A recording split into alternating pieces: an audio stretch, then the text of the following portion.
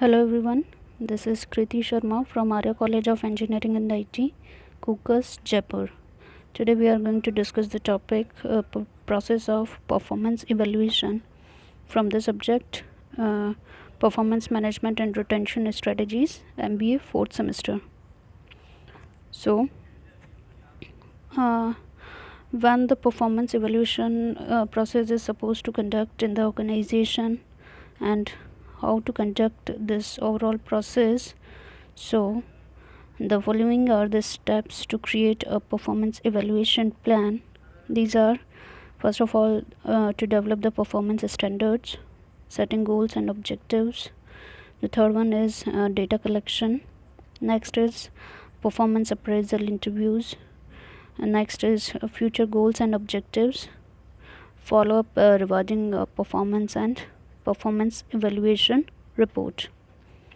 So, the first step, that is develop the performance standards for evaluation. These are, first of all, performance standards are based on not the individual. It is generally for the overall employees that are included in the organization. It should be observable, specific indicators of success, and the method of evaluation should be meaningful, reasonable, and attainable from each employee in the organization. It should also describe fully satisfactory performance once trained, and it should also express in terms of quantity, quality, timeliness, cost, safety, or outcomes. So, it is the overall process or standards for the evaluation of performance evaluation plan. The next step is setting goals and objectives. So, what can be the goals and objectives? First of all, the goals should be specific, means what kind of targets you have to achieve. It should be cleared. It should be performance oriented, and the goals should be realistic. It should not be in imaginary form.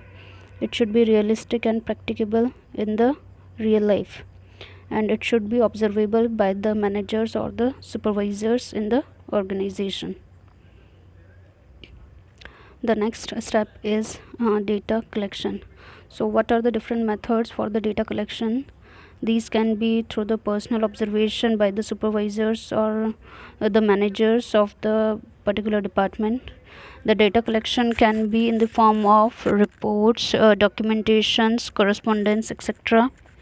Also, the data collection can be in the form of feedback. It can be in the form of internal feedback or external feedback, or the data collection also can be done in the form of periodic discussion with the employees, means regular time to time discussion with the employees in the department. The next step is performance appraisal interview. So, how the appraisal interview can be conducted?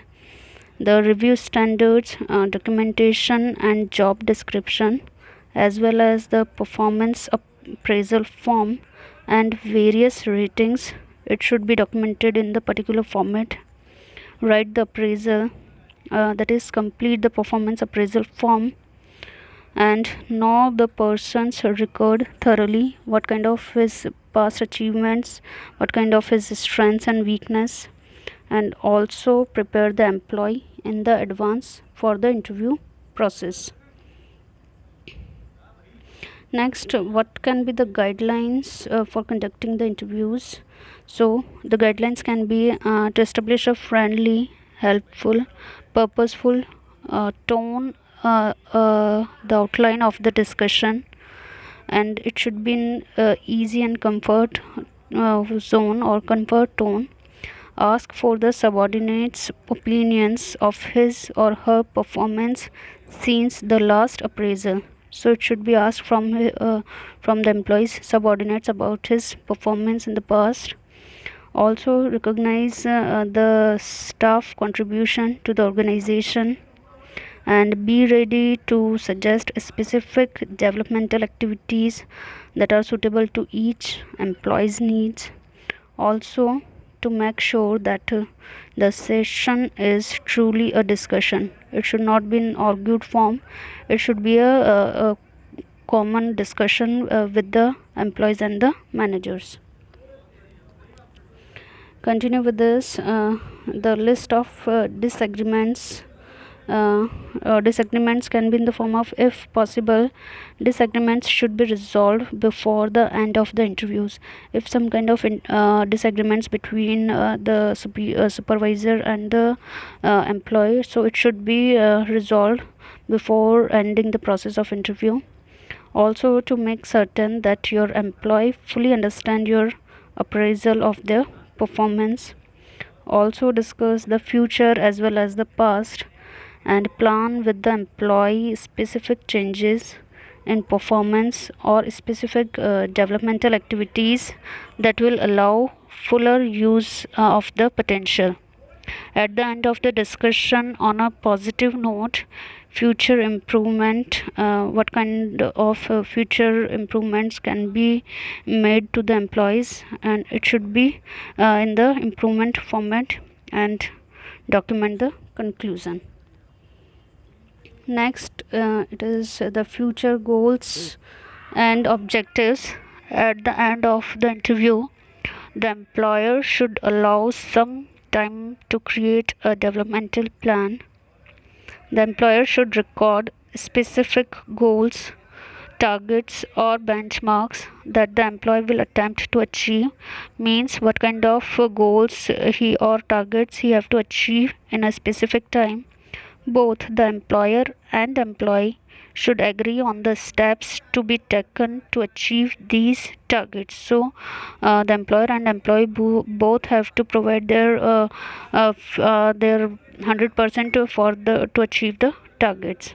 Both should agree on how the employees progress towards these objectives will be measured, and set a defined time frame, means in which time or in how much time these targets can be achieved, even if this is simply the next performance appraisal. Next step is follow-up rewarding performance.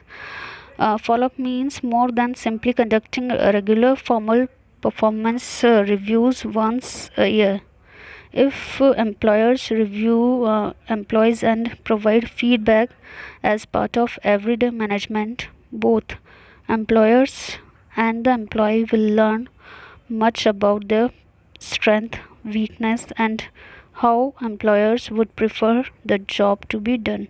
Means this performance evaluation program should be conducted in timely manner, or it can be conducted once in a year, so the employees can review about their strengths and weakness, so it will help to both the employers and the employees in the organization.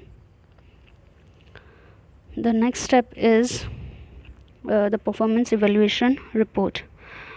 So for this, the class specification and or informal job description. The overall job format of job description means what kind of role the employees provided, or what kind of roles he is providing to the organization. The job standards, procedures, and regulations. The established goals, objectives, and expectations from the employees. The knowledge and abilities to perform the job according to his role in the job. The job relationships required for successful performance, that is supervisors, co-workers, county employees, and the public. Thank you.